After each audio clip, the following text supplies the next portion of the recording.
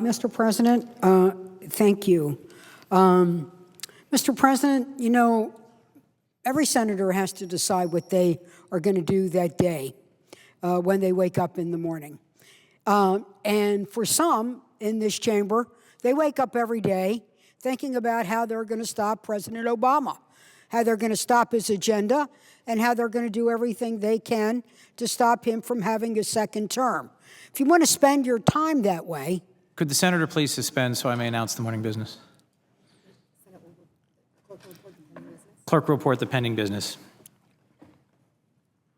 Calendar number 470, S3414, a bill to enhance the security and resiliency of the cyber and communications infrastructure of the United States. So, Mr. President, there are those who wake up every day thinking about how they want to stop President Obama and stop his agenda. Well, you can wake up every day thinking about how you want to stop America from moving forward. That's not how I spend my day. I try to look at two things every day: the needs of my people, their day-to-day needs for a job, for an opportunity, for health care, and how that translates into national policy. And then I try to look at the long-range needs of our country. That's why I'm excited about being on the Intelligence Committee, where I'm working on protecting America from the attacks, the cyber attacks that are happening every day to our country, the stealing of identity, the stealing of trade secrets, and I want to move America forward. And I've worked very hard to do that. And one of the areas that I'm most proud of, that I've worked with the men and women in this chamber, many even across the side, both sides of the aisle, was on the whole area of women's health care. Many want to talk about repealing Obama health care. Well, I don't want to repeal it. They talk about replacing it. They never have an idea. So let me tell you one of the areas that we fought for. One of the things that we knew as we embarked upon the healthcare debate is that we wanted to save lives and we wanted to save money. And one of the areas that we wanted to do both was to look at how utilizing the new scientific breakthroughs in prevention, particularly early detection and screening, we could identify those diseases when early intervention will save that life and also save the money against escalating disease that ultimately cost more and can even cost a life.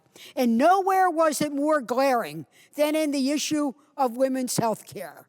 My hearings revealed that women were charged more for their health care than got less than men of equal age and health care status. We found that we had barriers to health care because everything about being a woman was treated as a pre-existing condition. If you had a C-section for the delivery of your baby, that was counted. In 8 states, they even counted domestic violence as a pre-existing condition. And then what we saw during this debate was the fact that they even wanted to take our mammograms away from us. Well, that was just a moment too far. So during the healthcare debate, while everybody was being a bean counter, I wanted America women knew that they could count on the Senate and the women and men of the Senate to stand up for them. So we came to the floor, we suited up, and we fought for a preventive health care amendment that not only passed, but goes into effect tomorrow on August 1st. And it will be a new day for women of all ages who will be able to get health care coverage for preventive health care at no additional cost, no co-pays, no deductibles, and no discrimination where they're charged more and get less. That's what Obamacare is. If you want to repeal that, then bring it on. We're ready to fight. We want to fight for that annual health care checkup that will involve mammograms, Pap testing, pelvic exams. We want to be able to do that screening for that dreaded C word around colon rectal cancer and lung cancer. We want to make sure that if you are you think that you're possibly a victim, a doctor suspects domestic violence, we can screen and counsel. We want women to be able to have that access, to be able to know early on what are those illnesses that they are facing. August 1st means that our long-fought battle will actually go into effect. And where does it go into effect?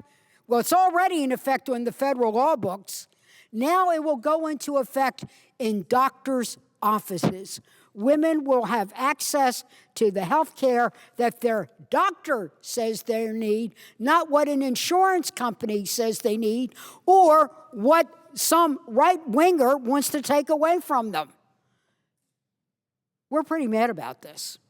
We were mad 2 years ago when they wanted to take our mammograms away from us, and we're going to be pretty mad if they try to take our health care away from us. But what we're happy about is that for over more than 50 million American women tomorrow, it'll be a new day. They'll be able to walk into their doctor's office and they'll say, "Good morning, can I help you?" And when they say, "We think you need it," when was the last time you had a mammogram?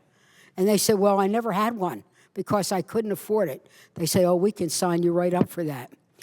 Tell me about your family history. Is it true that your father had colon cancer? Well, listen, we worry about that about you. Could be in a high risk. We're going to take a look at that and make sure you're okay.